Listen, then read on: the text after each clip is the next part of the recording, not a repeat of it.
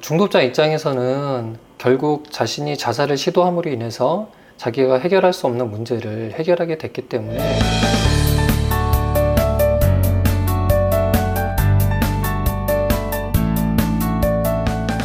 안녕하세요. 마음치유공간 여백의 여백직입니다. 오늘은 도박 중독 문제 있으신 분들이 자살을 시도하게 됐을 때 가족들이 어떻게 대처하면 좋은지, 그리고 자살의 문제를 어떻게 이해하면 좋은지 그것에 대해서 한번 나눠보도록 하겠습니다. 통계에 따르면 도박장애로 치료받고 있는 사람들의 약 50%는 자살 생각들을 가지고 있다고 합니다. 그리고 또 17%는 실제 자살을 시도하기도 하고요. 자살의 원인은 매우 복합적이기 때문에 단 한 가지 이유로 설명할 수는 없습니다. 이것을 대응하기 위해서는 다양한 사항을 고려해야 됩니다. 그 중에서 오늘 특별히 더 강조해서 말씀드리고 싶은 것은 도박 중독자가 자살 시도를 통해서 종종 가족들을 조종하려고 한다는 사실입니다. 도박 중독자들이 자신의 의도를 관철시키기 위해서요, 종종 극단적인 방법을 사용하는데요.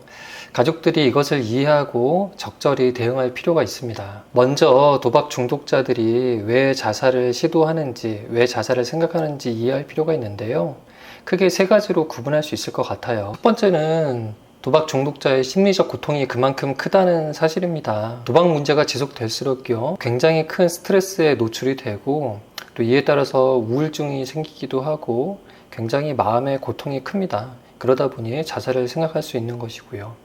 또 두 번째 이유로는 현실의 세계가 너무나 고통스럽고 감당하기 어려우니까 여기에서 회피하려고 혹은 도피하려고 자살을 선택하기도 합니다. 자신의 힘으로 해결할 수 없는 채무가 있고 또 계속해서 빚독촉을 받고 또 주변 사람이나 가족들에게 이것이 알려질까봐 너무 두려운 나머지 이렇게 회피하는 시도로 자살을 선택하기도 합니다. 마지막으로 오늘 좀 살펴보고자 했던 이유인데요. 바로 가족들을 조종하기 위해서 자살을 시도하기도 합니다. 구체적으로 얘기하면 자기의 의사를 관철시키기 위해서 자살이라는 극단적인 선택을 하는 것인데요. 이러한 자살을 선택하거나 시도하게 될 때 가족들이 마음이 약해지고 어려워지기 때문에 이를 통해서 자기가 의도한 바를 이루려고 하는 거죠. 그렇다면 자살을 시도해서까지 가족들을 조종하려고 하는 그 목적이 뭘까요? 이미 경험했던 가족들도 있으리라 생각이 되는데요. 대부분 자식의 힘으로 해결할 수 없는 금전적 채무를 가족들이 좀 도와줬으면 하는 바람에서, 즉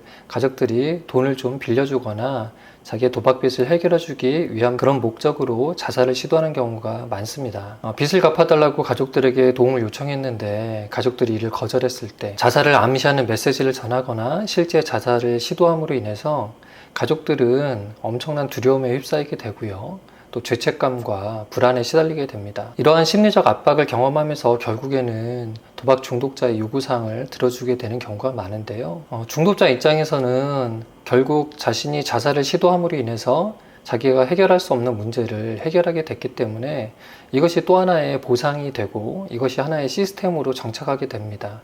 즉 일종의 극단적인 행동, 자해나 자살을 통해서 자기의 원하는 바를 관철하는 경험을 했기 때문에 이 행동이 강화될 가능성이 매우 높습니다. 그래서 결국 향후에도 이런 비슷한 상황이 발생하게 됐을 때 자살을 암시하거나 자살을 시도할 가능성이 더 높아지게 되는 거죠. 이런 상황들을 고려해야 되기 때문에 가족들이 대응하기가 몹시 곤란하고 어려운 것입니다. 그래서 적절하게 대응할 수 있는 것 한 두 가지 정도를 안내를 드리고자 하는데요. 첫 번째는 도박 중독자의 안전을 우선적으로 확보하는 겁니다. 일단 자살은 시도 자체만으로도 굉장히 위험한 것이거든요. 실제 죽을 생각이 없더라도 시도하는 과정에서 충동적으로 좀 더 과하게 행동할 수도 있고요. 또 실수로도 자기의 생명을 잃을 수도 있습니다.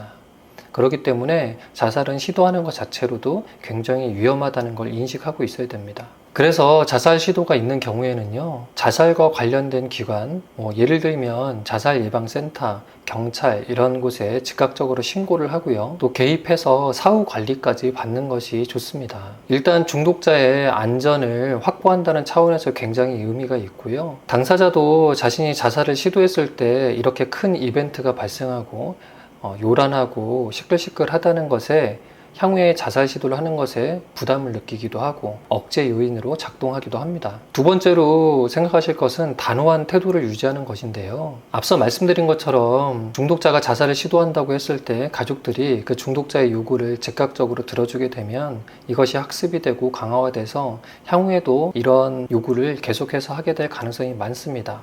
또 실제로 가족들도 계속 끌려다니게 될 가능성이 높고요. 그래서 중독자의 안전을 위한 조치는 최대한으로 지원하되 적어도 금전적인 요구에 대해서만큼은 단호한 태도를 유지하는 것이 중요합니다. 중독자는 자신의 자살 시도로 자기가 원하는 것을 얻지 못한다는 경험을 하는 것이 중요하거든요. 돈 갚아주지 않으면 나한테 무슨 일이 일어날지 몰라, 이런 식으로 암시를 주곤 하는데요. 가족들은 이럴 때 솔직한 심정을 잘 전달하면서도 단호하게 대처하는 것이 좋습니다. 부드러우면서도 단호하게 말씀하는 건데요. 나는 네가 자살할까 봐 너무 두렵다.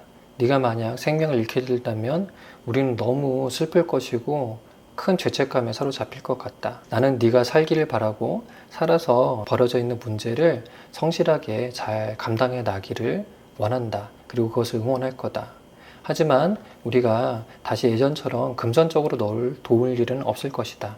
너의 치료와 회복을 위해서 돕는다면 그런 방법은 앞으로도 노력하겠다. 이러한 태도를 유지하면서 메시지를 전달하는 것이 중요합니다. 누군가의 자살이라는 것은, 특히 내 가족의 자살이라는 것은 너무나 큰 트라우마이고 큰 고통이기 때문에 모두에게 감당하기 힘든 어려움이라 생각이 됩니다. 이러한 때 지나치게 감정에 휩쓸려서, 지나치게 또 죄책감에 시달려서 잘못된 선택을 하는 것은 도박 중독자들에게 잘못된 신호를 주게 되는 것이 되고요. 오히려 도박 중독자들이 계속해서 자살을 시도하는, 이것을 통해서 사람을 조종하는 그런 일들을 반복하게 만드는 것이기 때문에 이것에 대해서 사전에 미리 공부하고 준비해서 대처하는 것이 중요합니다.